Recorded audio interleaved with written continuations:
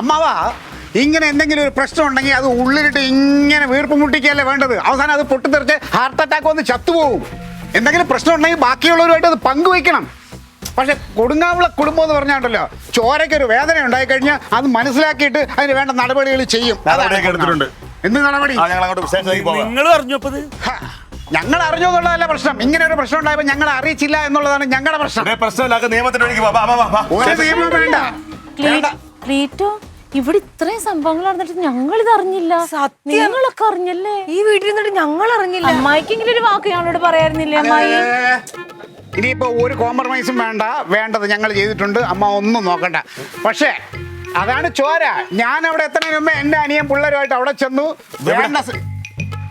അമ്മാവൻ തല്ലിയില്ലേ, അമ്മാവനെ ഭീഷണിപ്പെടുത്തിയില്ലേ, തിരിച്ച് തല്ലുമെന്നും പറഞ്ഞു അവനെ പൊക്കിയില്ലേ.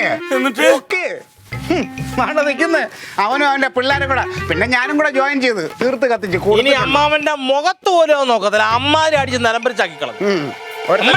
അവന്റെ മുഖം പിടിച്ച് ഭിത്തിയിൽ ഉറച്ചേ. നിയമം കേളെടുക്കാൻ കിടാരെ പറഞ്ഞ അന്നേരം ഞങ്ങളുടെ കൈ ഫ്രീ ആയിരുന്നു, അതുകൊണ്ട് നിയമം കൈ.